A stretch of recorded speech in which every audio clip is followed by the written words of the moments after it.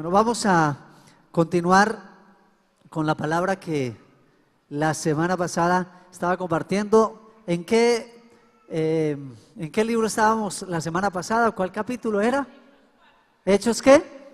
Capítulo 4. Y estaba hablando acerca de la iglesia transformando la cultura. Estaba tomando un texto donde es la segunda vez donde Pedro predica, comparte, pero es la primera vez que la iglesia tiene una persecución directa. Y luego pudimos ver algunas de las cosas que estaban sucediendo en Jerusalén, que le sucedieron a la iglesia, y vimos cómo Dios usó toda esa circunstancia para levantar la iglesia de una manera mayor y fortalecida. Hoy queremos también estar orando como iglesia en medio de este tiempo tan crucial que vivimos.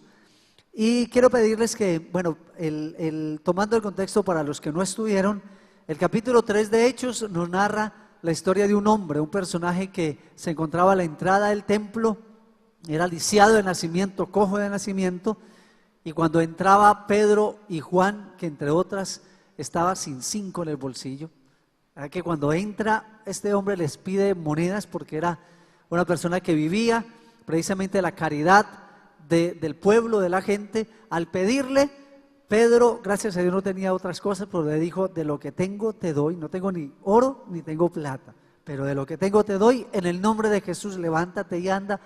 Y este milagro, aparte de que hizo que muchos, 5,000 hombres se convirtieran, aparte de sus hijos y sus esposas y familia y todo, o sea que no sé cuánto pudiéramos estar hablando de 9, 10,000 personas en una sola predicación. Pero este milagro, que causó también maravilla entre el pueblo, causó mucho resquemor y mucha inquietud en medio de las autoridades religiosas de aquel entonces. Y a causa de esto llamaron a Pedro y a Juan y lo llamaron al banquillo. Así que Pedro se encontró frente al Sanedrín, frente a todos los que habían sido los responsables de la crucifixión de Cristo. Y encontramos a un Pedro con un denuedo y un poder, una autoridad, hablándole a aquellos que habían crucificado a Cristo. En el versículo, vamos a tomar desde el versículo 13. Desde el versículo 13, algo que es muy importante de lo que hablábamos la semana pasada. Hechos 4:13. Lo que hablábamos la semana pasada es muy importante ver que estamos en una guerra espiritual, en una lucha espiritual. En medio, es podemos decir, una guerra cósmica. No solamente estamos hablando de nuestro país, estamos hablando del mundo entero. Estamos viendo la guerra que hay de Oriente y Occidente. Hay una guerra de valores, hay una guerra cada vez mayor, más fuerte. Hay una guerra precisamente que quiere subyugar la cultura de las naciones. Y como alguien escribió, Darrell Miller, dice algo muy importante. Dice: el choque en que estamos sumidos en la actualidad es una batalla por el corazón y la mente de las personas y por el alma de las naciones. Estamos en un choque de civilizaciones. Eso es lo que vemos hoy en día. Vemos una lucha por una imposición de una anarquía moral, donde le están diciendo a la sociedad actual: no existe la verdad la construye cada cultura, cada persona, no hay una verdad total. También vemos una lucha por la tiranía. Siempre hay una lucha por querer subyugar y querer controlar y querer coartar la libertad de los individuos, y eso es algo que estamos viviendo a través de las culturas. Creo que algo que ha pasado a nivel de América Latina ha sido cada vez que los gobiernos a nivel de todos nuestros países, aún no solamente en América Latina, en el mundo ha estado pasando, y es que los gobiernos cada vez quieren coartar la libertad del individuo y cada vez quieren controlar más la vida privada, la vida familiar de los individuos. También vemos que hay una lucha entre la libertad y el libertinaje. La libertad que viene por vivir por valores y principios y vivir por valores morales frente a lo que se le presenta hoy a la humanidad, y es entender una libertad libre de límites, libre de normas, y por eso vemos que la lucha realmente que vemos actualmente es una lucha de ideas, es una lucha, inclusive podemos decir, es una lucha de cultura. Por eso ese texto nos permite ver en ese momento a un Pedro frente a una demanda que le hacen, e inclusive una orden que les da para que la iglesia del Señor no cumpliera su obra. Y dice el versículo 4:13, entonces, viendo Hechos 4:13, entonces los que estaban interrogando a Pedro, viendo el denuedo de Pedro y de Juan, viendo la autoridad y el poder, y sabiendo que eran hombres sin letras y sin vulgo, y del vulgo, se maravillaban y le reconocían que habían estado con Jesús. A Pedro le demandaron que a él lo llamaron, le dijeron: usted, ¿en nombre de quién está haciendo ese milagro? Imagínate cómo lo llamen las autoridades religiosas de ese entonces, llamen a Pedro enojados. A ver, ¿usted por qué hizo ese milagro? ¿Usted se imagina a este hombre que era cojo de nacimiento parado escuchando esas palabras? ¿Cómo se sentiría? Oiga, ¿cómo así? ¿Qué problema es el que yo sea sanado? Debían estar celebrando, ¿no? Debían estar celebrando al ver esto. Así que le demandan y le dicen a él esto. Entonces Pedro, como recordaban a Pedro que un tiempo atrás, cuando crucificaron a Jesús, Pedro, Juan, y encontramos todos esos discípulos que habían estado al lado del maestro, habían tenido temor. Uno lo vendió, otro lo negó, otros huyeron, se hicieron a lo lejos, tuvieron temor, fueron intimidados. Era tan lleno de miedo que aún cuando Jesús resucitó, dice que tuvo que pedirles a ellos que salieran, tuvo que inclusive estar entre ellos, porque el Señor les había dicho a ellos en la noche previa, en los tiempos previos a la crucifixión, que Él iba a morir y que al tercer día los discípulos, o sea, apenas Él muriera, ellos debían irse al monte de Galilea. Eso fue el llamado de Jesús. Y allí Jesús se iba a presentar ante ellos, iba a resucitar. El propósito de Dios era resucitar en Galilea, pero los discípulos tuvieron tanto temor que se escondieron. El viernes, que fue cuando crucifican a Jesús, ellos debieron haber empezado el camino a Galilea, que eran exactamente 3 días, pero por el temor ellos se olvidaron. Así que lo que vemos acá es estos mismos discípulos temerosos, e inclusive cuando el cuerpo de Jesús estaba tendido allí en el madero, no había quien lo reclamara. Los discípulos tenían temor de ir a reclamarlo. Los discípulos estaban llenos de tanto miedo, tanta angustia, que no quisieron ni siquiera arriesgarse de ir y reclamar el cuerpo de Jesús. ¿Quién fue el que fue a reclamarlo? ¿Quién fue? ¿Se acuerdan? José de Arimatea, un discípulo oculto, un discípulo privado. El Señor tiene sus discípulos privados. El Señor tiene gente que no sabemos, pero que conoce al Señor y está en lugares donde luego, como José de Arimatea, pudo venir, tenía algunas relaciones políticas, económicas, y él fue y le entregaron el cuerpo del maestro. Y aquí estaba Pedro entonces frente a ellos. Versículo 14 dice: y viendo al hombre que había sido sanado y que estaba en pie con ellos, no podían decir nada en contra de él. El pueblo tenía, el Sanedrín tenía 2 situaciones que confrontar. La primera, a un Pedro y una iglesia con denuedo, con poder y con autoridad. No estaba intimidada la iglesia, no tenía temor, sino que se había levantado bajo el poder del Espíritu Santo a anunciar y proclamar el nombre de Jesús sin ningún temor. No estaban dispuestos a callarse. Y lo segundo era que tenían una evidencia física, un milagro sobrenatural hecho a un hombre que tenía más de 40 años, que lo conocía toda la ciudad, y por eso hay alborotado. Toda la gente pasaba: oíste, salió en el ADN de Jerusalén, y todo eso salió allí. Mire, en el ADN, en primera página apareció: cojo es sanado en el templo de la Hermosa. Uy, ¿cómo así? Y este hombre, todo el mundo iba y se maravillaba, y por eso se habían convertido una cantidad de personas, y la gente dijo: wow, esta gente no solamente tiene palabras, tiene poder y tiene autoridad. ¿Qué es esta maravilla que ha pasado? Así que vemos que al ver esta evidencia, yo me pregunto hoy, ¿qué evidencia tenemos la Iglesia de Cristo para Colombia, para el país? ¿Qué evidencia tenemos? Creo que la iglesia necesitamos mucho más el denuedo y la autoridad que siempre el Señor acompaña con milagros y prodigios y señales, porque el mundo necesita no solamente oír palabras, sino ver el amor de Dios de una manera tangible. Y aquí estamos hablando acerca de una manera de vivir que sea un desafío para las naciones, para la sociedad. Así que necesitamos ver, así como le tocó ver al pueblo de Jerusalén en Israel. Y en el versículo 15 dice, entonces, aquí viene algo muy fuerte, dice, entonces les ordenaron que saliesen del concilio y conferenciaban entre ellos diciendo, ¿qué haremos con estos hombres? Porque de cierto señal manifiesta ha sido hecha por ellos, notoria a todos los que moran. Mira la señal, ellos, los mismos autoridades de aquel entonces estaban reconociendo que no podían negar tal poder y tal autoridad.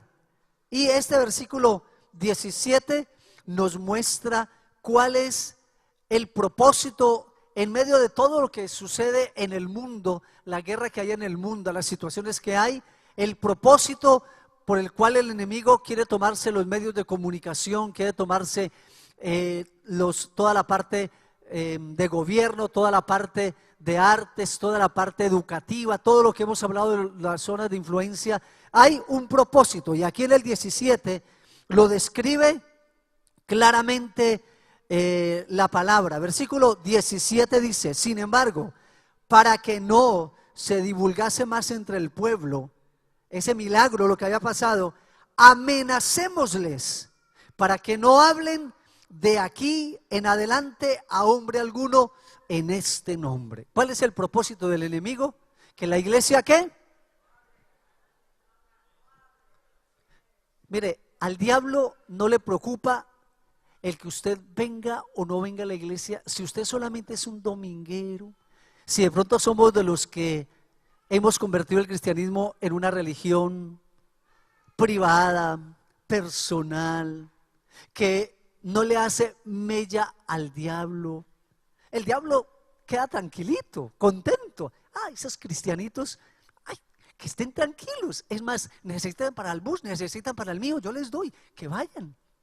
Mire, la iglesia callada, la iglesia apagada, el creyente que cree que hay un dualismo, una filosofía que se llama el dualismo, que tiene que ver con esa concepción que en algún momento en la historia uno ve que se insertó esa filosofía humanista, una filosofía griega, al pueblo de Dios, y es hacer una separación, o se conoce como el secularismo, y es una separación entre lo santo y lo profano. Es hacer una diferenciación entre ser cristiano y la vida secular. Entonces hablamos de el secularismo, porque pensamos que los santos son aquellos que de pronto están al frente en un púlpito o están en un teclado o que están al frente predicando, que esos son los santos, esos son los ungidos, y que hay un grupo especial que son o sacerdotes o pastores o algún ministro al cual se le paga para que ellos evangelicen y hagan todas las cosas. Pero nosotros, ¿cuál es nuestra tarea moral? Ir a la iglesia, ir al servicio, volver a la casa, nos metemos debajo del agua, nos sumergimos, nos perdemos y de un momento a otro repuntamos a los 8 días en el servicio. Mire, esto es lo que el enemigo está buscando, que la iglesia no se escuche, que no se oiga el anuncio, que no se vea a la iglesia alborotando al pueblo, sanando gente, liberando al oprimido, sanando a aquel que está bajo condiciones tremendas, trayendo libertad, trayendo restauración a los hogares, trayendo libertad en las calles. No, el diablo no quiere eso. Por eso de un momento a otro él dice, a ver, ¿qué es lo que está pasando en este territorio? 3,000, ahora 10,000. No, hagamos algo para que esta iglesia se calle. Y esto es la lucha que ha existido siempre, cómo se coarta la iglesia. Se hace, en ese entonces se hizo a través de una manera física, porque dice que ellos, al conferenciar entre ellos, ¿qué fue lo que dijeron? Amenacémosles, es decir, vamos a intimidarlos para que no hablen. ¿Cómo hacemos para que la iglesia tenga miedo? Hay algo que sucedió en esta nación el 10 de agosto, que por alguna razón Dios usó a una diputada que dijo: ¿cómo así? ¿Qué está pasando con los principios de la familia? ¿Qué está pasando con nuestros niños? ¿Qué está pasando? Ole, estamos perdiendo la autoridad y estamos perdiendo el derecho que tenemos como hijos, como ciudadanos, como familia, el derecho que tenemos como padres. Y se levanta en la nación toda una sociedad, todo un pueblo. No era un asunto político, era un asunto social, era un agente social llamado Iglesia Cristiana en el país. Y no solamente los cristianos, católicos, y no solo católicos, mucha gente que no profesa ninguna religión se levantó por sus hijos y se levantó ante esta nación a decirle a las autoridades y a quienes habían subyugado y traído presos, que quieren acallar la voz de los padres, y decirles: mire, denos a sus hijos para que nosotros los pervirtamos, les enseñemos toda esta inmoralidad y todo eso, y ustedes no tienen derecho a hablar. ¡Qué tremendo! Entonces la iglesia se levanta como un actor social. Yo no estoy hablando de un actor político, estoy hablando de un actor social en esta sociedad. Yo viví hace poco vivimos con mi esposa, que ustedes fueron testigos y oraron. Una de las ocasiones que fui a Mocoa, a Putumayo, estábamos ministrando a la iglesia a nuestras iglesias del Putumayo, y había un congreso. Fui con Pili y Nicolás, el menor, que está de cumpleaños mañana, 10 añitos. Él lo llevé a Mocoa. Resulta que cuando llegamos en la mañana, nos fuimos por toda esa parte de Popayán y esta zona que siempre es muy delicada. Entonces nos fuimos por allá, llegamos, habíamos hecho planes con Nicolás, íbamos a ir a un lugar por allá que se llama el Fin del Mundo, que es un lugar espectacular. Fin del Mundo porque es muy lejos, uno casi no llega, pero cuando llega hay unos lugares para uno tomar unas fotos, como uno puede tomar fotos allá y decir: estuve en la luna, porque es hermosísimo. Se llama el Fin del Mundo. Es un paraíso, es hermosísimo, pero hay que andar mucho y es muy arriba, en toda una meseta, pero alta. Y también hay un lugar allí, un zoológico de todos los animales amazónicos. Entonces con Nicolás habíamos hecho ese plan. Pues resulta que estando en un restaurante almorzando, Nicolás empezó a llorar del dolor y lo llevamos al médico y tocó internarlo en el hospital. Aunque yo no sabía en ese momento a lo que me iba a enfrentar, lo llevé a un hospital. De allí lo miraron, dijeron que era apendicitis, que tenían que operarlo, que entonces le iban a hacer le iban a poner rayos X, la ecografía, todo. Y bueno, todo estaba marchando así. Toda la tarde yo allí en el hospital con Nicolás y todo. Y resulta que luego me dicen por la tarde: lo siento, pero a él hay que operarlo. Tiene que verlo un cirujano, tiene que verlo un profesional. ¿Cuál es el asunto de ese territorio, como muchos territorios rurales en nuestra nación? Que no hay mano profesional. No había un cirujano, no había un médico titulado, todos eran practicantes. Por lo tanto, este hombre me había dicho: sí, la ecografía parece bien. Y luego el asunto era que Nicolás llevaba 3 días sin visitar el trono ni nada. Entonces imagínense, claro, estaba mal. Luego, gracias al Señor, le dieron un laxante y quedó bien. Pero este practicante, que no tenía ninguna experiencia, dice: no, lo tiene que ver un cirujano. ¿Y en dónde está el cirujano? No tenemos en Mocoa. Y entonces, ¿qué debo hacer?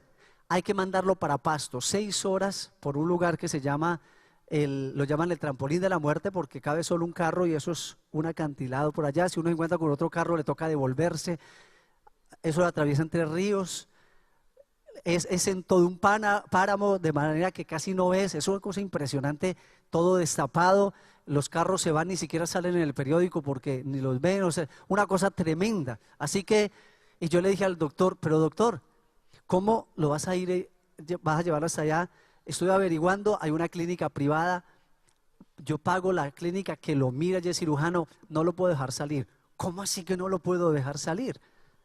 Pero mire, es más, averigüé, está Pitalito, hay otros lugares cercanos, Puerto Asís, allá sí hay mano calificada, hay profesionales, pues no lo remite ahí, es a una hora y media, a 2 horas, hay otro lugar de 2 horas, 3 horas, yo lo llevo. Pues no tiene que ser Pasto, porque ese es el convenio. Y yo, ¿cómo así? Yo le digo, no, pues permíteme, yo lo saco, yo lo llevo y ya hablé con la clínica y todo, y él dijo, lo siento, pero el momento en que su hijo entró aquí, es del Estado, usted no lo puede sacar. Yo dije, entonces, me lo van a mandar en una ambulancia en la noche, 6 horas, por toda esa zona. Me dijo, sí, lo siento, pero no lo puedo autorizar y usted no lo puede sacar. Ya perdió usted su derecho sobre su hijo mientras esté aquí adentro. No lo podemos dejar salir. ¿Sabe qué tocó? Que la Pili, como a las 9:30 yo terminé de predicar allá y luego Pili se fue con él en esa ambulancia. Claro que él iba tranquilo, iba dormidito, abarrado, iba a la montaña rusa, estaba feliz, pero Pili estaba así. Pobrecita, no veía la foto, era con las ojeras, ¿no? 6 horas de ida. Gracias a Dios allá, el Señor hizo la obra y todo. Y luego al día siguiente le dieron de alta, estaba bien, perfecto, otras 6 horas de regreso. Pero yo experimenté algo. ¿Por qué digo esto? Porque resulta que lo que experimenté fue que me di cuenta que cuando mi hijo entró a ese lugar, ya yo como padre había perdido los derechos sobre él. ¿Cierto? ¿Sabe qué es lo que se ha pretendido hacer en el país con nuestros hijos? Ustedes no tienen derechos sobre sus hijos. Ahora nosotros determinamos si él va a ser hombre o mujer. Nosotros determinamos ellos cómo deben pensar, cómo deben vivir, porque nosotros vamos a meter en sus hijos valores, vamos a inculcar cosas que van en contra de lo que ustedes creen como creyentes. Nosotros vamos a decirle a los hijos qué deben creer y cómo deben vivir y en qué deben ocupar su vida. Es algo similar.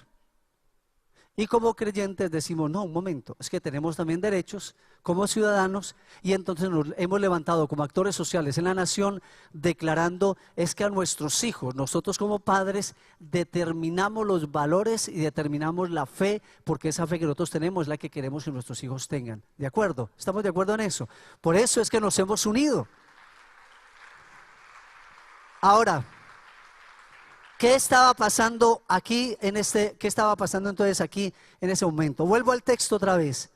Entonces, en el versículo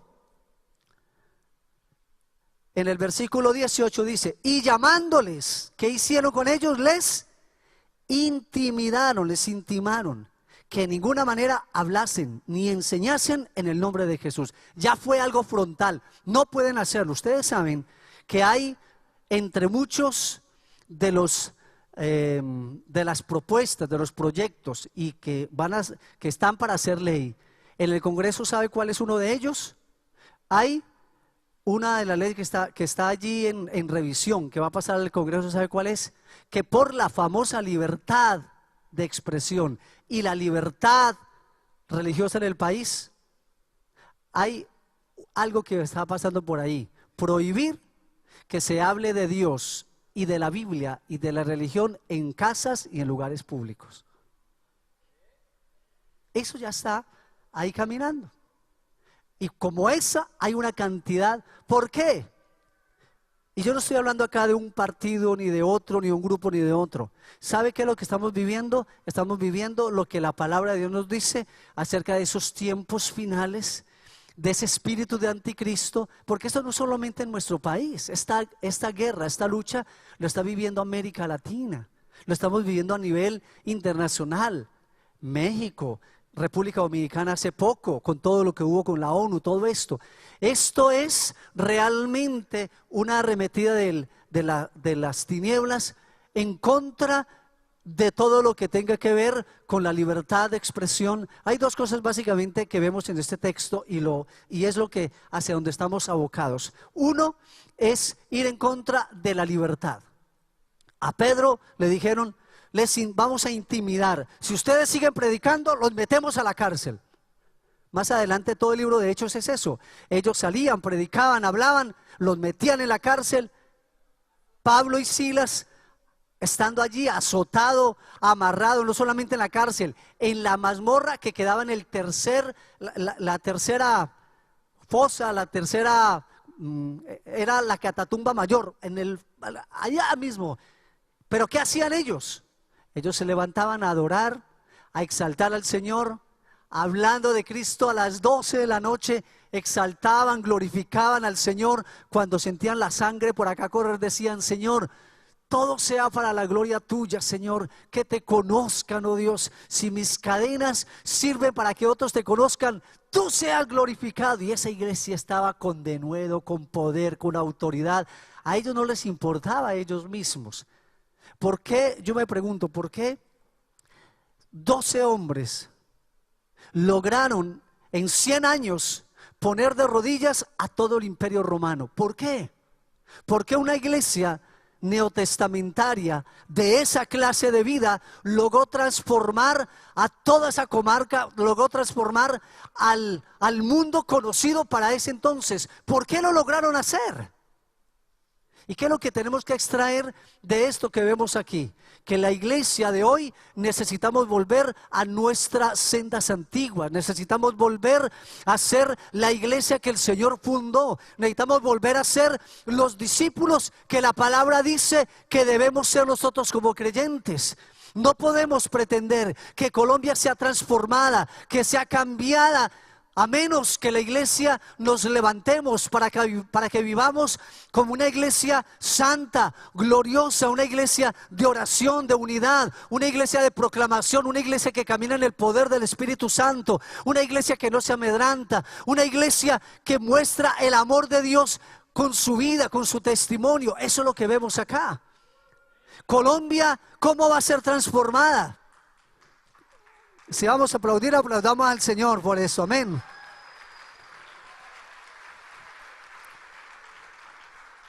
¿Cómo va a ser transformada esta nación? Mire, el cambio de la nación no está ni en manos del gobierno, ni en manos de ninguna clase política, en manos de ninguna organización, está en manos de la iglesia. Los únicos responsables por el estado de la nación somos nosotros. A veces el pecado de la iglesia no es tanto el mal que haga, no es lo que hagamos, sino lo que dejamos de hacer. Lo que dejamos de hacer. Hemos dejado de orar como se debía. Hemos dejado de vivir vidas en santidad, en pureza como debía ser. Hemos dejado de hablarle a los demás, a veces ni siquiera por asuntos externos, por temores internos nuestros. Sigamos con el mismo texto, que aquí hay unos elementos muy importantes para que podamos levantarnos y ser. ¿Cuál es el llamado de hoy? Que seamos la iglesia que Dios quiere que seamos. Yo sueño con ver a esta nación transformada, renovada, que mis hijos y mis nietos les corresponde. Ustedes se imaginan a ley por acá todavía, por allá, a los 90 años, ay, amada iglesia, ¿cómo está? Pero que en ese entonces mis nietos estén viviendo en libertad, que estén pudiendo levantar las manos santas como tú y yo las estamos levantando, que podamos congregarnos, que ellos se puedan congregar en libertad. Pero para que eso suceda, tú y yo hoy tenemos que hacer un ajuste en nuestra agenda y en nuestra forma de vivir. Necesitamos que cada uno entendamos la misión cultural que tenemos, que cada empresario, que cada enfermera, que cada madre de familia, que cada uno de nosotros en los diferentes niveles y esferas de influencia en que estamos, porque cada uno de nosotros somos influencia en cierto territorio y con cierta población. Tenemos que entender que el Señor nos llamó a anunciar el evangelio del reino. Y no estoy hablando de actividades, no estoy hablando de programas, estoy hablando del evangelismo personal, relacional, allí donde cada uno está testificando del Señor. Y mira lo que pasó entonces. Dice en el versículo 19: mas Pedro y Juan respondieron diciéndoles: juzgad si es justo delante de Dios obedecer a vosotros antes que a Dios. Hay dos veces en que interviene Pedro y les habla directamente a los magistrados. Las dos veces lo hace con un respeto que yo creo que, como lo decía la semana pasada, necesitamos. La iglesia quedó en deuda con el país, porque creo que en medio del querer despertar y del querer levantarnos como una voz profética, porque el profeta del Antiguo Testamento no era solamente alguien que vaticinaba el futuro, era alguien que denunciaba la maldad y sobre todo la maldad del pueblo. Jeremías, Elías, Isaías y todos los Ías, todos esos que vemos allí en el Antiguo Testamento eran profetas que se levantaban sobre todo a anunciarle al pueblo de Dios cómo se habían apartado del Señor y que necesitaban volver al pacto, volver a la palabra del Señor. Y resulta que algo que yo veo aquí con Pedro es que Pedro le habla a esos magistrados, les habla con respeto. Primero les dice a ellos príncipes, les dice a ustedes que son los magistrados, ustedes que le está hablando a ellos con respeto. Estaba leyendo ayer cuando Jesús habla con Pilatos y de qué manera le habla, con qué madurez y con qué respeto también le dice a Pilato cuando él le dice: yo tengo potestad para crucificarte si quiero, para hacerte matar. Jesús dijo: tú no tendrías esa autoridad si no se te hubiese dado desde el cielo. Y él reconoce la autoridad de Pilato con respeto, y creo que como iglesia no podemos olvidar, no podemos entrar nosotros en esas componendas y en ese corazón, realmente corazones contaminados con odio, con cosas, muchas veces con imprudencias, hablando de nuestras autoridades porque son nuestras autoridades, que debemos honrar y que la Biblia nos manda, que debemos bendecirlos, que debemos levantar manos en oración por ellos, que debemos estar siempre levantándoles a ellos para que haya paz en nuestro territorio nacional. ¿De acuerdo? Nada debe justificar que la iglesia se levante a murmurar y a criticar a nuestras autoridades. Así no estemos de acuerdo. Debemos bendecir, debemos orar y como ciudadanos actuar como ciudadanos, como nosotros que somos los que realmente, o sea, nosotros no, en un sentido no tenemos derecho por ser iglesia, sino por ser ciudadanos, aunque como individuos tenemos libertad de conciencia, libertad para profesar nuestra fe. Por lo tanto debemos también entender eso. Y mira lo que dice aquí Pedro, les dice a ellos: nosotros, por las normas que ustedes están poniendo de impedir que anunciemos la palabra que nos ha encomendado el Señor, no podemos someternos a eso. Así que les dice: juzguen si debemos obedecerles a ustedes antes que a Dios, porque Dios siempre está primero. Y muchas veces, mire, dice, no recuerdo ni quién dijo, de tanto que leo a veces, alguien dijo alguna vez que las naciones se transforman no por doctrinas, sino por convicciones. Creo que lo que nos ha hecho falta como iglesia muchas veces es tener convicciones. Las convicciones son las creencias, el conjunto de creencias y valores que tenemos por los cuales estamos dispuestos a dar nuestra vida si es necesario. Una convicción determina y dictamina tus decisiones y que tú estás dispuesto a pagar el precio que sea necesario, porque si tú eres alguien que ama a Dios, si eres un discípulo de Jesucristo y tú eres un contador y el jefe te dice: tienes que hacer esta doble contabilidad, tienes que hacer esto otro, mira, jefe, qué pena, yo quiero someterme todo, pero esto va en contra de mis principios. ¿Cómo así? Pues si no lo hacen, entonces te despido. Ay, Señor, ¿será que debo obedecer al Señor antes que? ¿Por qué? Porque resulta que nuestras convicciones es lo que, nuestro carácter se fortalece a través de nuestras convicciones, a través de nuestros valores. Y eso es lo que la sociedad necesita. La iglesia necesita levantarse. Muchas veces vamos a tener que pagar un precio. Muchas veces tendremos que perder ciertos privilegios, ciertos beneficios por causa de nuestra fe. Pero ¿y qué? Solo con un pueblo que está dispuesto a vivir lo que cree va a poder transformar esta sociedad y va a poder ver una Colombia cambiada y renovada. Y mira lo que dice luego en el versículo 21. Ellos entonces ¿qué? Versículo 21, les amenazaron y les soltaron. Pero aquí hay algo muy importante. Les amenazaron. Yo a veces me sorprendo, como nosotros hemos sido una iglesia en América Latina, en Colombia sobre todo, una iglesia que hemos gozado de tanta libertad, que hemos gozado con tanta libertad, empiezan a amenazarnos.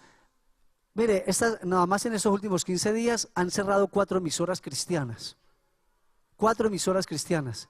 Han cerrado 3 colegios cristianos por no implementar lo que se les ha ordenado implementar. Unos pastores en este momento están con citación de la fiscalía por causa de sus declaraciones. Unos pastores de aquí de la ciudad le cerraron el Facebook. Hubo que hacer una demanda, una cosa allí. Mire, Pedro era bien claro y él dijo, mire, lo que vaya en contra de la libertad. Yo dije ahorita dos cosas. Hay dos cosas que siempre se va a buscar a través de, para que no se predique el evangelio, hay dos cosas que siempre se va a atacar. Uno, la libertad del ser humano, y dos, la dignidad del ser humano. Son dos cosas que nos dice la Constitución y nos dice también los derechos internacionales, los derechos que tenemos que tiene el ser humano, es a la libertad y a la dignidad. Y absolutamente nada debe pisotear esos valores, esos principios que Dios nos ha dado, nos ha entregado a nosotros. Somos libres para ejercer nuestra conciencia, para ejercer nuestro libre albedrío, y nadie debe coartar nuestra libertad. ¿Cuál es la lucha hoy en día en este siglo? Coartar las libertades. Que tú no seas libre, sino que tengas que hacer las cosas por otros. Por eso decimos, como iglesia, no podemos decirle a usted vote por esto, vote por lo otro. Use su libertad, la libertad que Dios le ha dado. Y porque vote por uno o por el otro, usted sigue valiendo lo mismo delante del Señor. No somos creyentes por una votación, somos creyentes por creer en Cristo Jesús. Y lo segundo, el valor que tiene cada ser humano, la dignidad, el valor que tiene cada ser humano. Nosotros no valemos si pensamos igual que el otro. No valemos porque una persona tiene una inclinación diferente al otro. No podemos valorar a la gente si hace lo que a nosotros nos parece. Por eso Jesús, si hay algo que Él siempre trajo, fue la dignificación del ser humano. En unas sociedades que coartan, en unas sociedades que se han enseñado a hacer categorización entre el que tiene más dinero y el que no tiene. Que tú vales más porque tienes más que el otro, o tú vales más porque tienes esto, tienes lo otro. Cada vez la sociedad va a querer hacer diferenciación de uno al otro. Por eso Jesús revolucionó esa sociedad, porque la idea de Dios, porque la cultura del reino nos dice que delante de Dios valemos por haber sido creados a la imagen de Dios. Valemos porque tú y yo hemos sido creados a la imagen y semejanza del Señor. Independiente de lo que tengas o no tengas, de lo profesional que seas o no, del nivel educativo que tengas o no, vales como valgo yo y como vale cada uno. Delante de Dios, el ser humano es digno, tiene una dignidad y viene de ser hecho a la imagen del Señor. Así que nada nos puede coartar nuestra libertad, ni puede desvalorizar lo que valemos tú y yo delante del Señor. Valemos tanto que Él envió a su único Hijo a morir por nosotros en la cruz. Así hubiese sido por uno solo, Él hubiera muerto. ¿Sabe por qué? Porque para Dios valemos. No importa en qué estrato tú vivas, dónde estás, dónde no estás, valemos. Amén. Y dice en el versículo 21, entonces ellos le amenazaron, le soltaron, no hallando ningún modo de castigarles. ¿Por causa de qué? ¿Por causa de qué? Del pueblo. Hay algo aquí muy importante que tenemos que entender. Quienes realmente ponen las leyes o dirigen las leyes o deberían dirigir las leyes es el pueblo en una democracia y en una sociedad libre. Es cada ciudadano, cada persona. Me llama la atención lo que pasó aquí con Pedro. Los magistrados no querían soltarle. Los magistrados querían retenerle, es más, los intimidaron, los amenazaron para que no predicasen en el nombre de Jesús. Pero ellos se vieron abocados por una sociedad, por un pueblo que estaba, aunque no fuera convertido, admiraba a esta iglesia que estaba mostrándose una iglesia de tanto amor, de tanto poder, con autoridad, y el pueblo estaba abocado allá, estaba afuera esperando a ver qué les iban a hacer a Pedro y a Juan. Todo un pueblo que había sido afectado por los milagros, por el amor, por el poder, por la predicación del evangelio. Y ahí hay un principio que tiene las sociedades latinoamericanas y que Colombia lo tiene, y es que Colombia es una sociedad libre, democrática, donde el pueblo todavía es el que tiene la dirección y tiene la autoridad. Quien está en el gobierno está para hacer la voluntad del pueblo. Para eso fue elegido, no para hacer su propia voluntad. Ninguna persona, como lo fue en ese entonces, lo es hoy en día. ¿Y qué sucedió? Que esa sociedad que había sido permeada por el evangelio y que acompañaron a Pedro y a Juan allí, estaban reclamando: estos hombres no hicieron nada malo, deben ser puestos en libertad.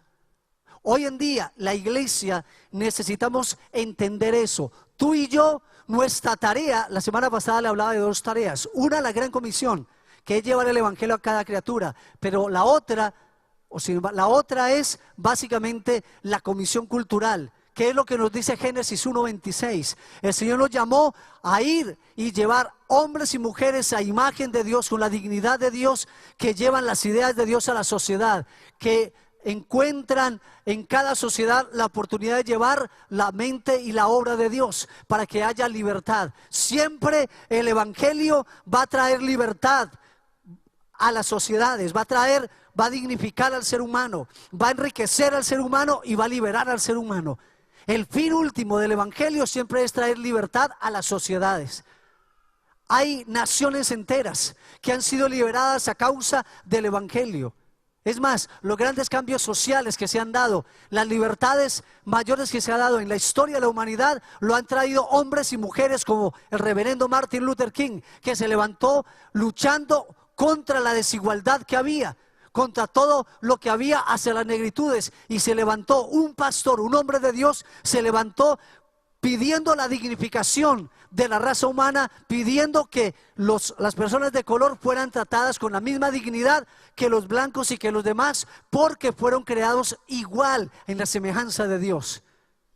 Y así podíamos hablar de cantidades a nivel de la historia, porque el evangelio siempre trae libertad a la sociedad, siempre trae prosperidad, siempre trae progreso, siempre trae moralidad, siempre trae avance y prosperidad, progreso. Podemos leer en la historia, Corea, un país que estuvo en una debacle tremenda. Dios levantó a un hombre como Paul Yonggi Cho, empieza a penetrar esa sociedad, y a través de la cultura del reino, a través de traer el reino a vivir aquí en la tierra, las ideas de Dios, el pensamiento de Dios, los principios del reino, las bienaventuranzas del reino, los mandatos de Dios, toda sociedad que incluye a Dios en sus estatutos, en sus estamentos, toda sociedad que incluye a Dios y tiene en cuenta a Dios, progresa, es libre y prospera sus integrantes, sus ciudadanos.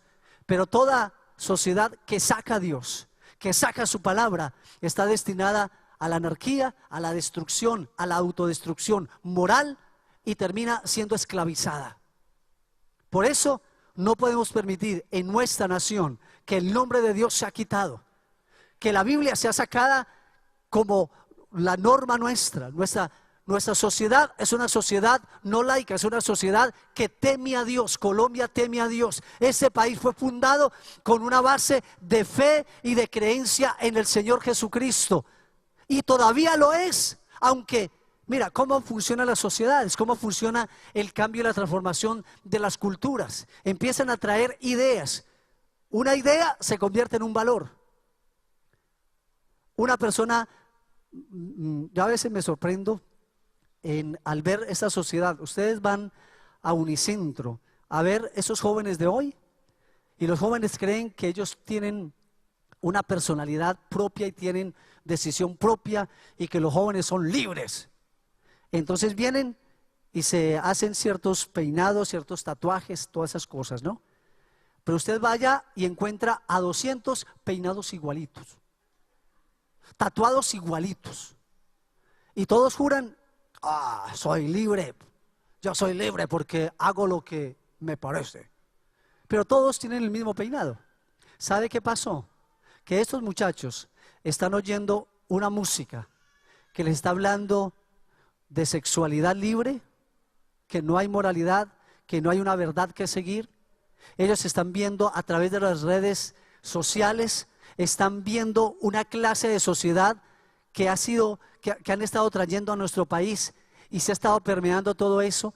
Entonces cada pensamiento, cada idea termina siendo un valor. Una vez que se vuelve valor para algunos y empieza a crecer, termina siendo cultura. Y cuando ya se ha vuelto cultura, el siguiente paso es legitimarlo a través de una ley gubernamental. Entonces, de tal manera que las ideas se convierten en valores, los valores en cultura y la cultura se vuelve ley. Esto es la manera en que funcionan las sociedades.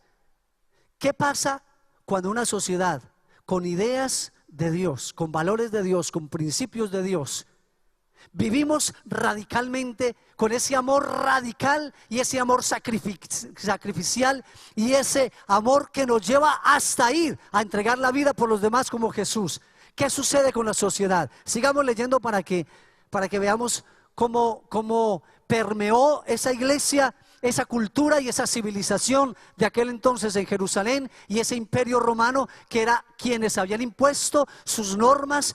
Ellos habían traído su adoración pagana a los pueblos, habían quitado las normas y los valores. Pero mira lo que sucedió en la iglesia. Entonces, versículo 20, porque no podemos dejar de decir que lo que hemos visto y oído. Versículo 21, entonces les amenazaron y les soltaron, no hallando ningún modo de castigarles por causa del pueblo, porque todos, qué rico esto, todos que glorificaban a Dios por lo que habían hecho, ya que el nombre en quien se había hecho este milagro de sanidad tenía más de 40 años. Versículo 43, y puestos en libertad vinieron a los suyos y contaron todo lo que los principales sacerdotes y ancianos les habían dicho.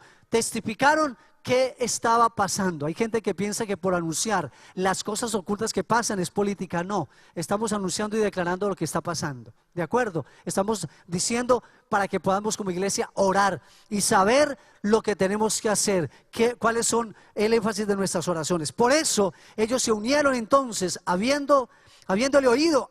¿Qué hicieron? Número 1, alzaron ¿qué? Unánimes la voz a Dios. ¿Qué está produciendo este momento en la iglesia en Colombia? Toda esta situación, número 1, está haciendo que nos unamos, como lo hicimos ayer con lluvia, con todo, el viernes, perdón, como se hizo a nivel nacional. Más de 100 ciudades unidas se unieron también a levantar unánimes la voz a Dios. ¿Y qué clase de oración hicieron? Número 1, reconocieron. 2, reconocieron la soberanía de Dios. Soberano Señor, tú eres el Dios que hiciste el cielo y la tierra, el mar y todo lo que en ellos hay.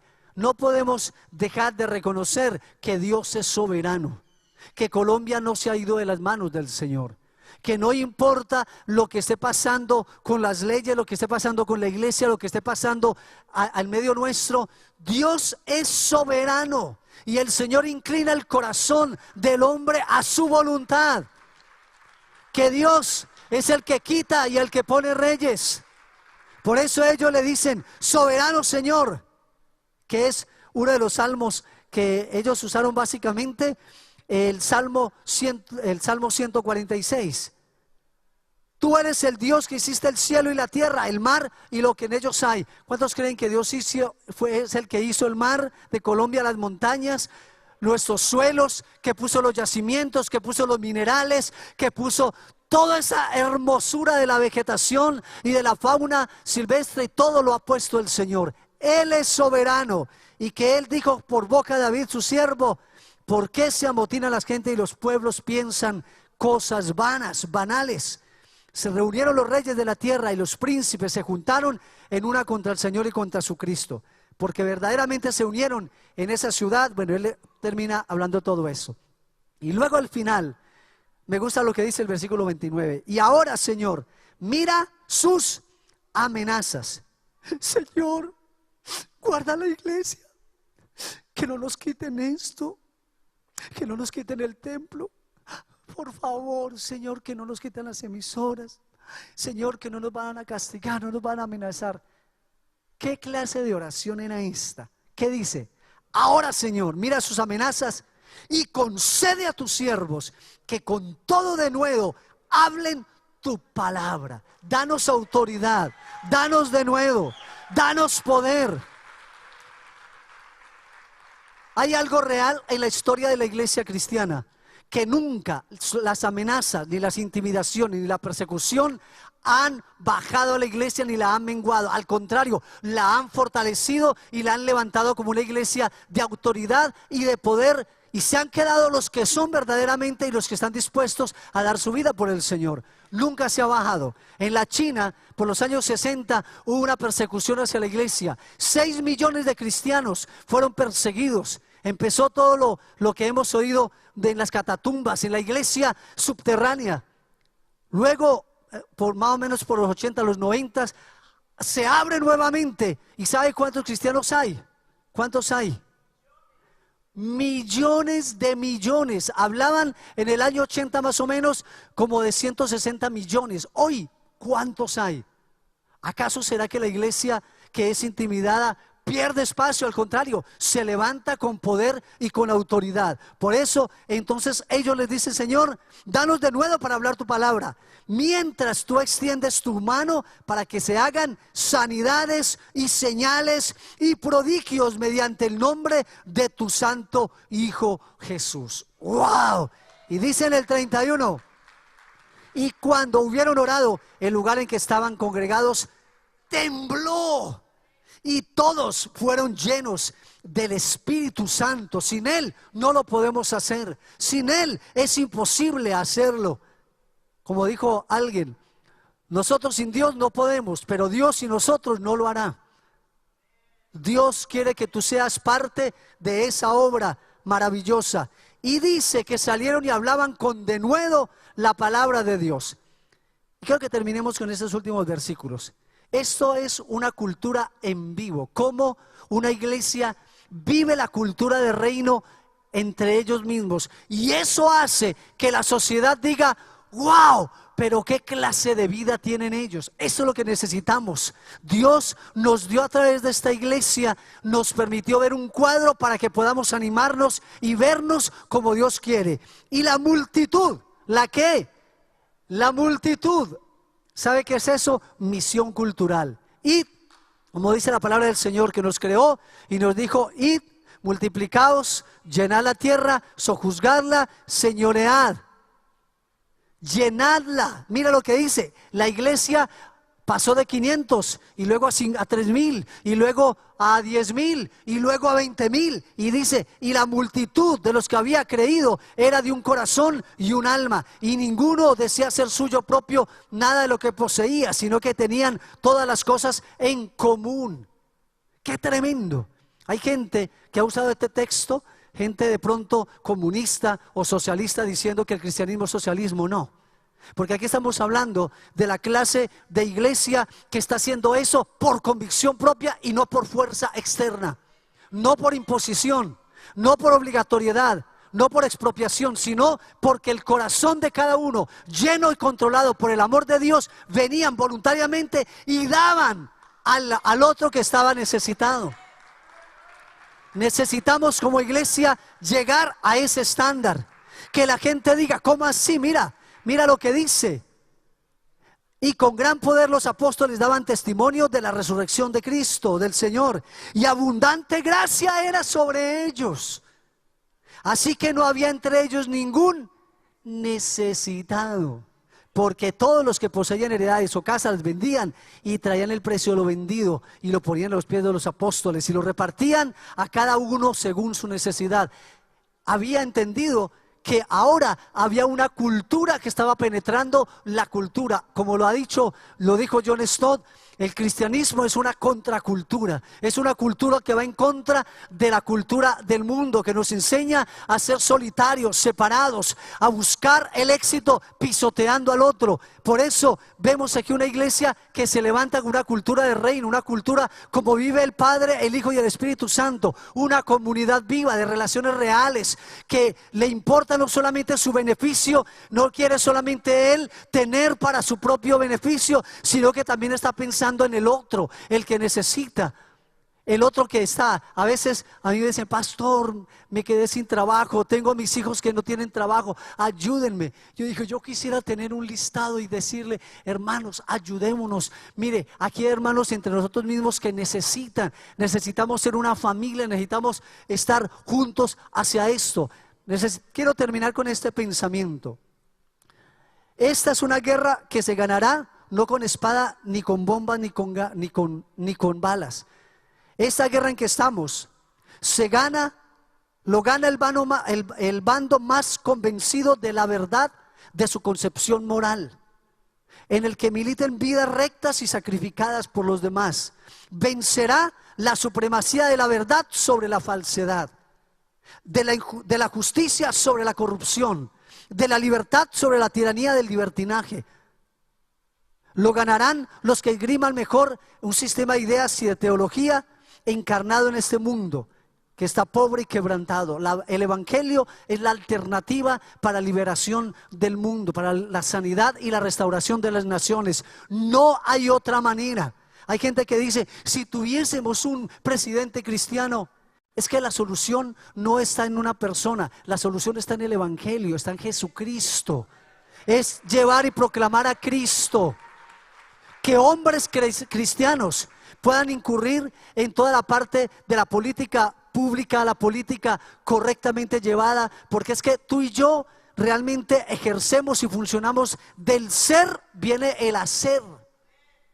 ¿Por qué nuestra educación cambió y pasó todo esto? Por lo cual nos hemos agitado tanto, porque la persona que está al frente es una persona que gobierna desde el ser, de lo que ella cree, de sus valores primordiales, de lo que para ella es su verdad y sus valores. Pero ¿qué tal si en cada espacio de la sociedad tenemos a hombres y mujeres con convicciones, con valores morales, que temen a Dios, y estando allí llevan lo que es la dignidad, la libertad, lo que es la restauración, lo que es el amor verdadero, y podemos ver que en esa sociedad va a terminar siendo transformada por el Evangelio del reino, por tener a Jesucristo en medio de nuestra Colombia. Pongámonos en pie y vamos a orar, vamos a pedirle al Señor que Él nos permita mostrar la verdad de Dios, mostrar que Dios y su palabra son absolutos y es verdadero. Esta sociedad necesita dejar el relativismo que tiene, dejar realmente la subjetividad en que vive y aceptar la verdad de la palabra. Necesita recibir la moral de Dios, los principios divinos, y necesita reconocer la belleza que hay en hacer la voluntad de Dios, en vivir la sexualidad como Dios manda, en vivir las relaciones como Dios dispone. Amado Padre, queremos darte gracias. Hoy, Señor, yo quiero orar por tu iglesia en Colombia, Señor. Primero pidiéndote perdón, oh Dios, por el testimonio a veces incorrecto que hemos dado de ti en medio de nuestra nación, Señor. Porque a veces nuestros hogares no muestran lo que deben mostrar, Señor. A veces las disputas y las diferencias entre la misma iglesia, el cuerpo de Cristo, han deshonrado tu nombre, Señor. Tú mismo dijiste que por la unidad de tu iglesia, por la unidad de tus hijos, conocerían que tú eres el Señor. Hoy nos unimos a pedir perdón por la división que hay en el cuerpo de Cristo. Perdónanos, Señor, por tomar bandos y a veces, oh Dios, pisotear en medio de la política y tomar posiciones, Señor, que lo que han hecho, oh Dios, es pisotear tu nombre, Dios. Dios, danos sabiduría y danos revelación para que la iglesia, los pastores, para que los apóstoles, las cabezas, las autoridades de tu iglesia nacional reciban revelación y sabiduría que viene de ti, Señor. Amado Padre, que tu iglesia reconozca y pueda entender que solo a través de tu palabra hay libertad, que solo tú, Jesús, eres el que trae la paz, la libertad y la dignidad al ser humano, Señor. Hoy levantamos a esta nación de Colombia. Hoy levantamos en el nombre de Jesús. Hoy levantamos, oh Dios, en este país, oh Dios, al cuerpo de Cristo. Amado Padre, trae unidad en medio de tu iglesia, como oró esta iglesia neotestamentaria, una iglesia unida en oración, una iglesia unida en proclamación, una iglesia unida en demostración de poder y de autoridad en el nombre de Jesús. Amado Padre, trae una reforma al interior de tu iglesia, que sepamos que solamente una cosa trae la transformación de esta nación y trae libertad a Colombia, que es que te demos a conocer, que hagamos discípulos de esta nación, que hagamos discípulos en las esferas donde cada uno está, Señor. Padre, yo te pido que tú levantes a los empresarios que te conocen en esta ciudad y en esta nación, que ellos se levanten, Señor amado, y entiendan que no solamente tú quieres que aporten económicamente, sino que hagan discípulos, que alcancen a otros allí en eminencia. Señor, aquellos que están en puestos políticos de reconocimiento, dale sabiduría para que puedan darle el testimonio adecuado de tu nombre. Señor, permítenos como iglesia ser una iglesia amorosa, una iglesia que ama, que no solamente hablamos del amor, sino que nos amamos unos a otros. Una iglesia que trae la justicia social. Una iglesia, Señor, que levanta al caído, que venda el corazón de aquellos que están quebrantados. Permítenos como iglesia entrar a través del amor, Señor, a estos lugares empobrecidos y necesitados, con la palabra de libertad a cada familia, a cada corazón. Aún nuestras propias familias, Señor, pedimos por nuestros hijos que tú traigas salvación, Señor, que tú traigas libertad a nuestra familia, a nuestros hijos. Amado Dios, que tu evangelio, Dios, prospere en nuestra propia familia, en nuestra propia casa. Trae redención sobre nuestros hijos, sobre los esposos, las esposas. Trae libertad en el nombre de Jesús. Dios, te pedimos por una iglesia que se levante gloriosa en esta nación. Padre, tú amas esta ciudad, tú amas esta nación, tú amas, Señor, tú amas, oh Dios, a esta nación, y tú has hablado proféticamente de salvación sobre Colombia. Hoy te pedimos por la salvación, por la redención de nuestra nación, de los lugares, oh Dios, de cada lugar de eminencia, de autoridad, en el nombre de Jesús. Oh, Sharabamamamamando, vamos a orar como iglesia. Este es un tiempo de oración.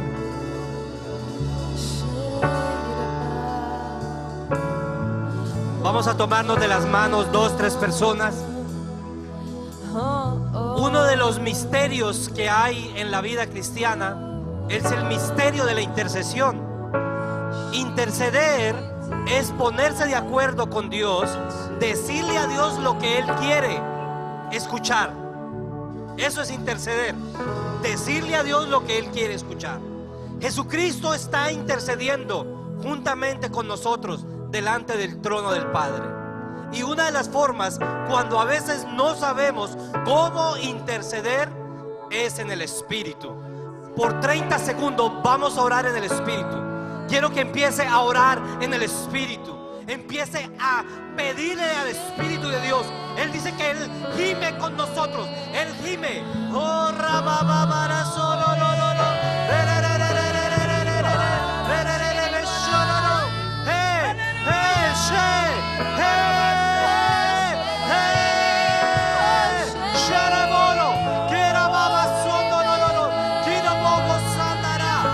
Vamos, ora, abre tu lengua, abre tu boca, empieza a orar, ora del Espíritu, ora del Espíritu.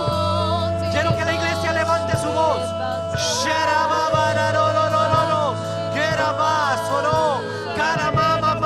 Porque en la medida en que tú oras, viene la valentía, viene la fuerza, vienen las ganas de hacer lo que Él quiere que nosotros hagamos.